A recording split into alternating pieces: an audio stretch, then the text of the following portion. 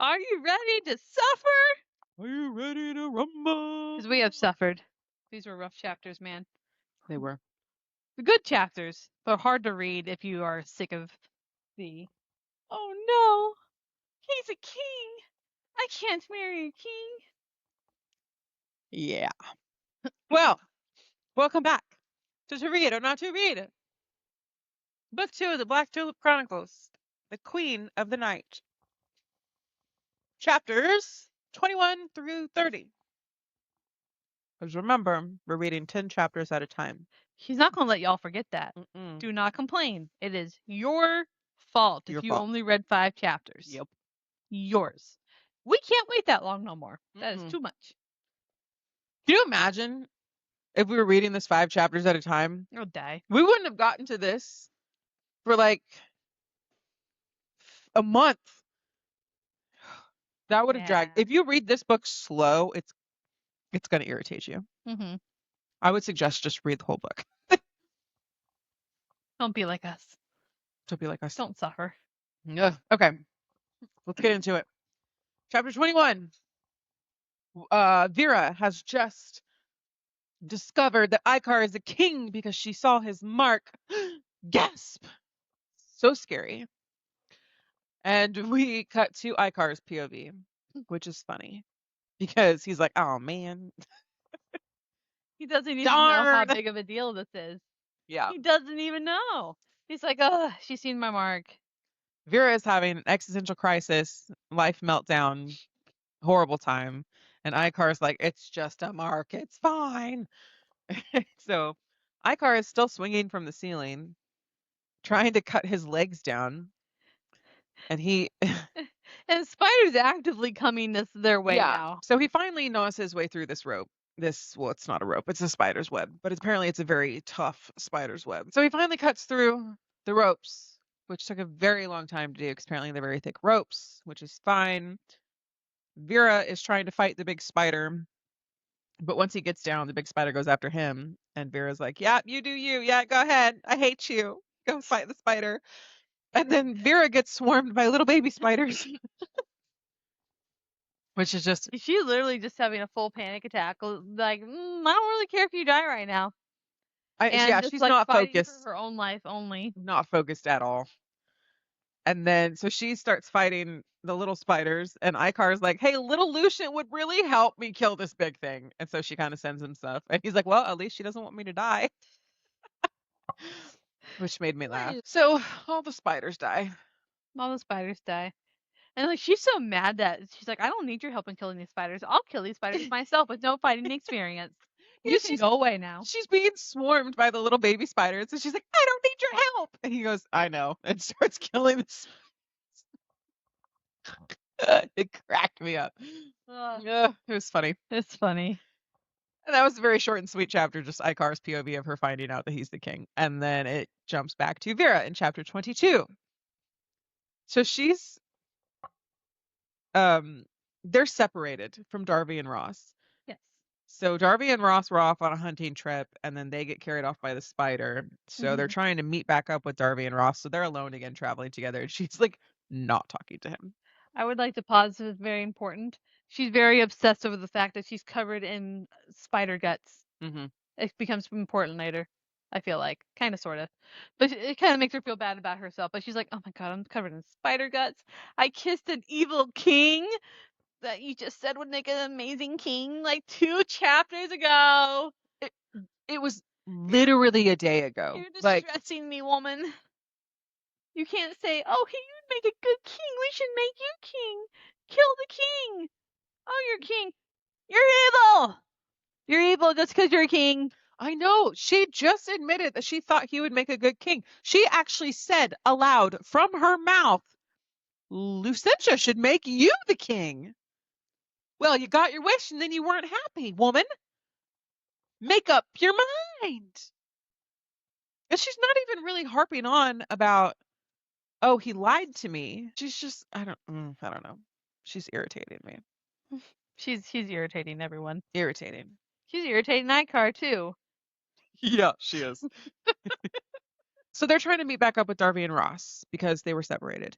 And Vera is just having an existential crisis the whole way, throwing a hissy fit, a silent hissy fit. She almost like not even no, it's not silent. It's not a silent hissy fit. Like she straight up's like, I'm leaving the mission. I don't care what anything else is. You lied to me. You're a king. I'm leaving now. And then he's like, you dummy. We're in the middle of the most dangerous part of my kingdom, Yeah. and you don't know how to fight. Where do you think you're going without me right now? She's like, ugh. Fine, I'll go with you, you evil scoundrel. I wish you were a criminal. Which is so stupid. We're straight up like, no. I Yeah. guess I'll say fine. And you know what? I'm proud of Icar. I'm proud of this in this Okay. little, because he fights back. He literally says, "I told you I was the king, and you didn't believe me. Nothing about our. I have never lied to you ever. You're the one that's dumb and didn't notice." Yeah, straight up. And she eventually is like, "You know what? That makes a lot of sense, but I'm still mad." And it really irritates me. And he points it out too. And she kind of comes to the realization, like it takes her a hot minute, but she comes like, "Oh yeah, um, I'm lying to him too." And she actually straight up is lying. He's never She's lied. lying to the point of dooming the kingdom. Yeah, But she's mad at him for being the thing she wanted him to be. King. Because he'd make a good king. make it make sense. But yeah, so no, I was really proud of Icar for fighting back and calling her out on her BS and being like, "Listen, uh, it is what it is. Get over it." Basically. And then she proceeds to try to. Her little directionally challenged brain tries to stomp off again.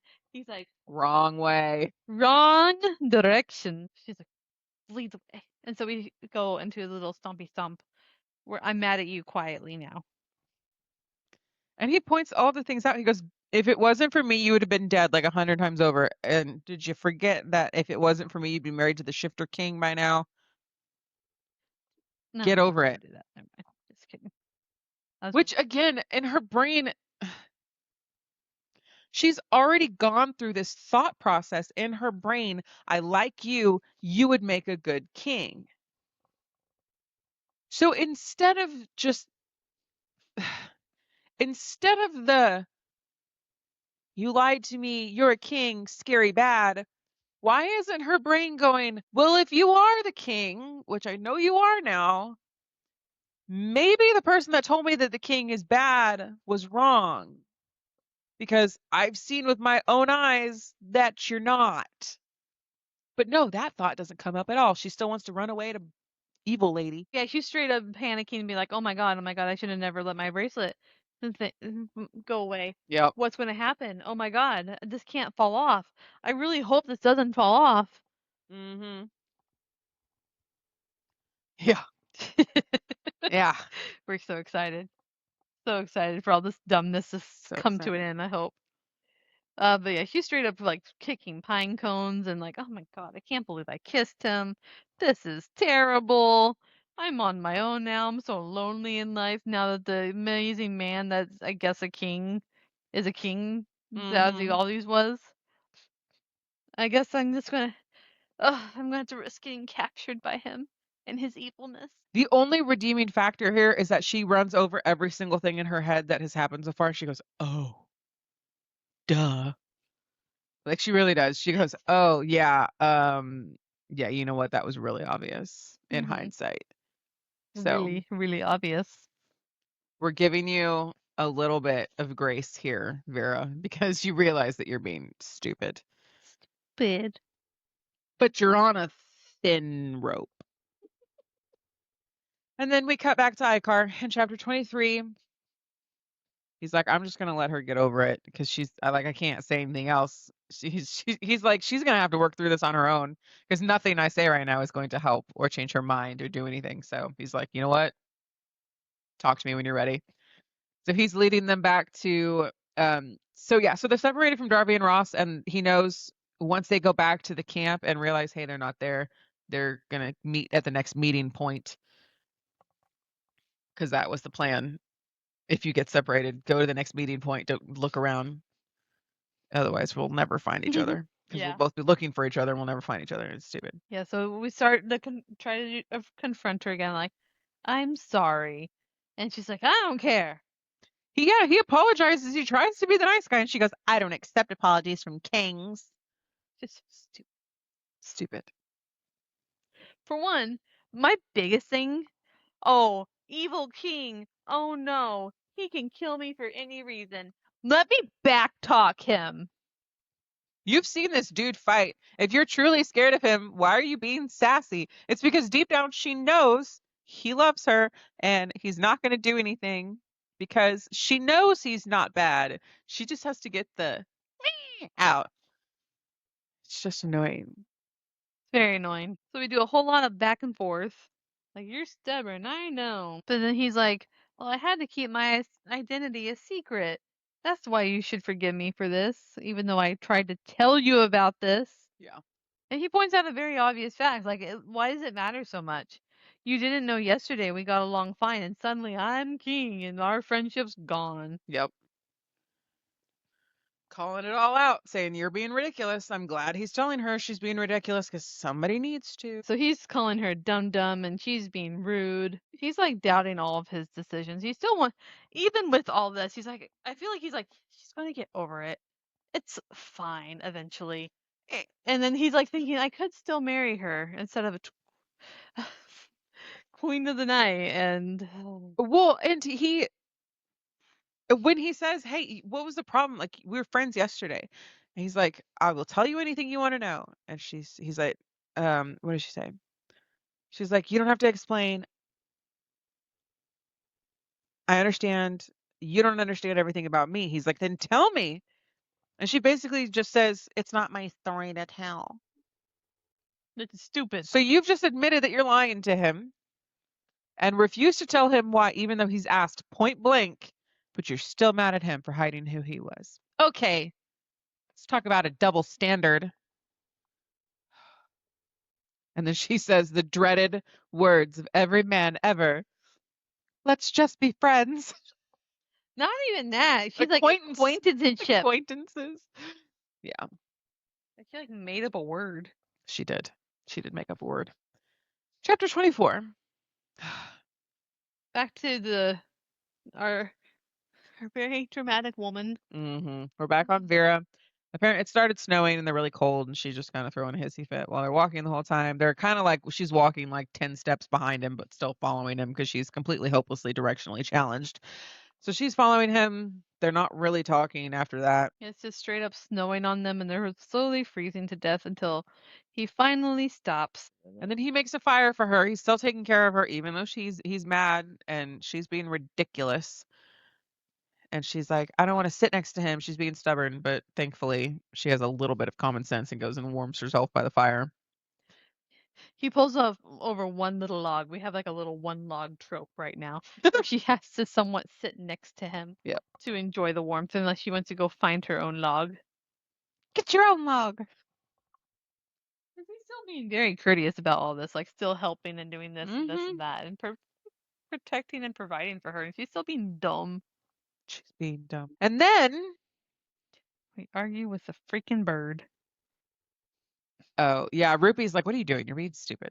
The bird even is like, okay, get it together. And she's trying to still like defend herself to the bird, which she's Yeah. wrong. Like, I told you he was dangerous. You need to stay away from him. He's a king. And the bird's like, Ruby's no, like, he's I not. freaking know he's a king. I really wish Ruby could talk. This would solve so many problems. So many problems. Ruby could solve all of our problems right All now. the problems. But then, as they're sitting on this log next to the fire, her bracelet falls off. And their magic starts going nuts. Hold on, I feel like, hold on. Slow down a little bit. I'm looking at it. Don't they talk for a little bit? Not really. Yeah, never mind. Okay. He's cooking a rabbit. He's cooking a rabbit. Her bracelet falls off, and she feels deep inside her bones a tugging towards Icar that we're going to ignore. Because that's what we do, is ignore the obvious. I mean, she knows what it is. Yeah. The problem is she doesn't believe She that it's doesn't a want thing. to feel it, yeah. Silly girl. So she's having another freaking panic attack right beside him because he's like, "Oh, your friendship bracelet. Here, I picked it up for you," and like accidentally brushes her leg, which is just so thrilling because of this. Her magic is trying to. They're straight Candling. up like trying to bridge. Like Hmm. apparently the bracelet did something. So her magic is kind of like roiling the inside. She's getting stronger. Yeah, I think her magic's getting stronger. Plus, is pulling her towards Plus, it's Icar, yeah. Plus, it's pulling her towards which him. not good because he knew a king. Ugh. Hmm. Ugh. And then she Yeah, kind of then it's like, here's your bracelet. It fell. yeah. And she's like just He's trying to being hold it nothing but together. nice to her. And then she kind of she's trying to distract herself, and she's thinking of back when she was a girl with Rena at the meetings. They were kind of guessing what a king would look like because they've always been told that a king is bad. So they're picturing a fat, pompous king with balding hair and stupid looking. And she, of course, is comparing That mental image, yeah. that mental image to Icar. And she's like, he's nothing like what I thought. Which is silly because kings can start off young. Yeah. We just all assumed all kings are immediately old and ugly. Yeah. Very, very interesting. But yeah, so she's like trying to look at him without looking at him. Yeah. And so then she basically, all of this reminiscing and looking at him boils down to, wow, this would be a lot easier if he wasn't hot. It's basically what it boils down to. Yeah. And she's like, well, now I have to start resisting the king even more because my magic and me both want him. So, but I have to say no. Yeah. From there, I feel like that's probably most of the important part there. And so we And go to then, sleep. yeah. And then it jumps to Icar. So when Vera's bracelet falls off, Icar seems not to react, but instantly he too's like, "Ah!" Like both of their magics are trying to tell them, the bird's trying to tell them, the universe is trying to tell them, everybody's trying to tell them, but they're just not listening. So they're both ignoring the obvious, and as soon as they meet up with people, I hope they, would point it out. But they don't. They're both suppressing the magical pull is basically these two chapters together. Yeah. And then they keep traveling. Yeah, it's literally most of it. It's just straight up fighting the pole. Yep, fighting the urge. And then chapter 26, we go back to Not Yet. Ooh, this chapter was fun. Not Yet is still trying to figure out how she's going to possibly get married to Icar in 3 weeks because that was the deadline that her uncle gave her. And she has a little meeting with Renton. And if you forgot who Renton was, Renton is we're taking a time out. You're going too fast. Why? I would like to point out, so this chapter starts off with her training her originators, Oh, yeah. and magic is dying even faster than it ever has before. And that's why I think that his mark right now is currently tied to how much lucent magic is dying actively. Because it's happening more and more. The past kings might not have been, but I think his is. Because magic's like dying. Like all the originators like can't even pull magic without passing out. Is that what we're thinking? That's what I think. I thought it stopped because her bracelet fell off. You think that her bracelet affects the whole kingdom? Possibly. I guess I would explain why it's so expensive. I mean, it just now happened. It's never happened before. It's just gone. Like they were holding it in their hands and then it went poof. I feel like magic's dying faster because his mark is starting to die and things are just speeding up. Oh. That's what I feel like. But we'll find out eventually. Neither one of us really know the right answer. That's just my theory, but I would like to point out it's so bad. Well, it does Normal it from originators cannot pull magic essentially. yeah, and it does it from all of them all at once. That's why I thought it was because the bracelet fell off. And they're gonna come back to a kingdom that's like, what's going on? I think magic's just dying faster and faster is what I think. Could be. But I don't know, man. I don't know. It didn't happen in chapter 30, so I guess we'll find out later We'll once find once we out. read it. But yeah, so that happens, and then she goes to a meeting with Renton, and Renton is creepzilla. And this dude is like so covered in gloom that she keeps seeing it and chooses to ignore it, which is Mm-hmm. very interesting. It is. And it makes me think she actually kind of knows it's just trying really hard to get her way and ignore what's happening. Oh, she doesn't care. Yeah. She doesn't care. She wants to be in charge. So she's ignoring it. So he says, "Hey, I think I found a tulip, which I'm interested to find out who that is." I'd also state that everyone's terrified of this dude except her. Yeah, everybody's scared of him except for Miss Bossy Pants. She thinks that he's like harmless, and he's not. He's very, very much not. This chapter makes it very clear that he is a force to be reckoned with. Because he's wearing like nice attire, like that rivals Icar's kind of stuff. So he's rich. He rich, which if you're the only person that can manipulate gloam, I guess you would be rich. Because imagine all the spells he can cast. Yeah. Well, he's also 400 years old and Yeah. terrifying and the Gloam King. But yeah, so they kind of talk for a little bit. He says, "I have a lead on the tulips. I think you're going to be surprised at who it is." And she's like, "I'm not going to play his game." She thinks this is a game. Like she's completely delulu. I don't know what's going on. And she's like, "Well, you have 3 weeks." And he's like, "I have a time limit now?" She goes, "Yes, you have a time limit." She thinks she's in charge, and it's hilarious. Hilarious. It's so funny. He's like, "Fine, 3 weeks then. Okay, bye." Yeah. That's literally all that That's is. the end of the chapter. Chapter 27. Vera. Vera. Stop it. We're still, oh my god, I can't believe I'm being even more attracted and pulled towards him than I was before. It was terrible. This hot king wants me to make me rich forever, and I could just tell him who I am and it would fix everything. But no. I have to be the victim. Yeah. I really don't even think I was being dramatic. I really don't even think I was being dramatic. It's like, Yeah. No, she's just lamenting. That's pretty much it. and she's like, he's just acting like nothing's changed. Nothing has changed. He's still the same person he was, and he still told you earlier, you just chose to be stupid. Mm-hmm. Estupido. She could solve all of her problems right now. All of them. All of them. She could solve the world's problems right now Yep. if she would stop being stupid. But that's not what's happening.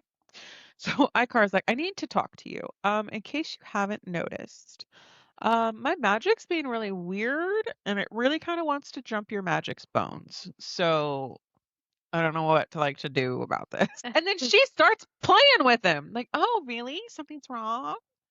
Like she's just like, yay, I can toy with him and make it feel like he's the only problem. And not like I don't feel the same thing right now. Like, to what end? To what end, Vera? Why? Why? And Ruby is like straight up judging her. I love this. Ruby's like, mad at her, like legitimate mad. what are you doing? This is your husband. Yeah. And you are making him feel bad. Stop it. Stop it, Vera. Yeah. Straight up, just like glaring at her. Yeah. Let's see.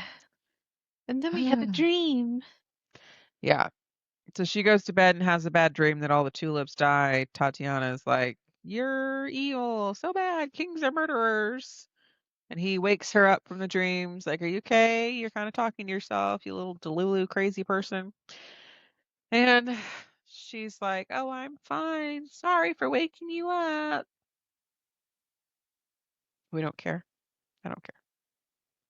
Nah. And she's taking this dream as like a sign that not to talk to Icar. Silly woman. Unfortunately, it's still her POV in the next chapter that we go into. We're still with Vera. Now, don't get me wrong.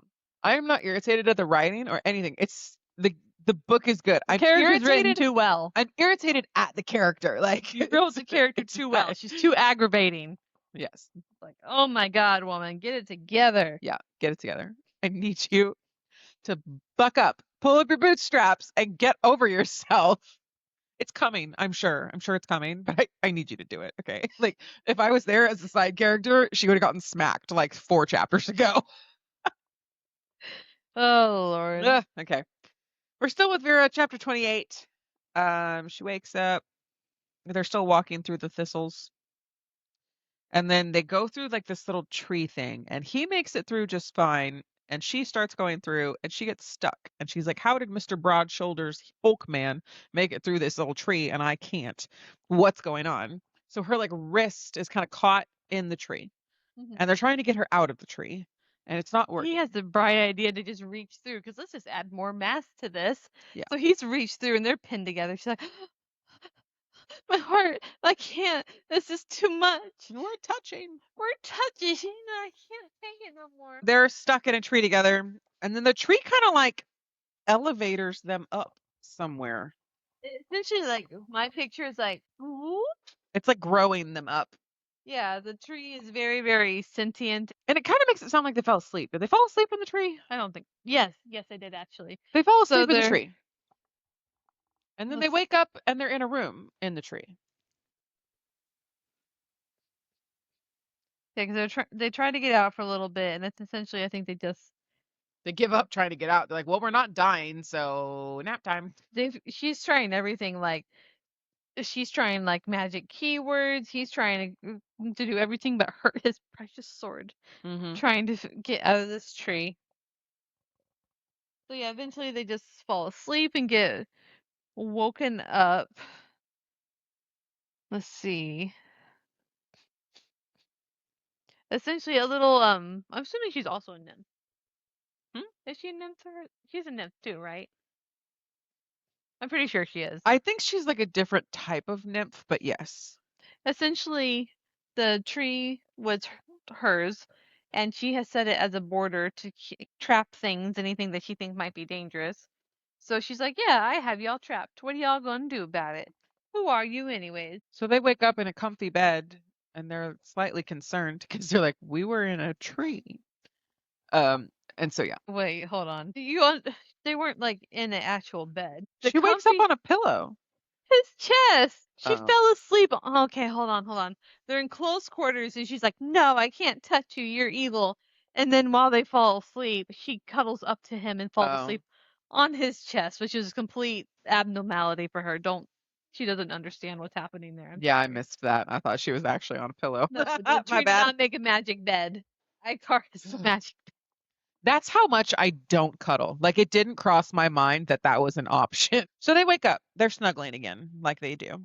And they meet the person that's there. And what's her name? Does she really give a name? Indri? Yeah, Indri. Yeah. Yes, and she is a nymph. Yes. So they meet the nymph that is in the tree that they're in. She's the owner of the tree, nymphs, trees, the thing.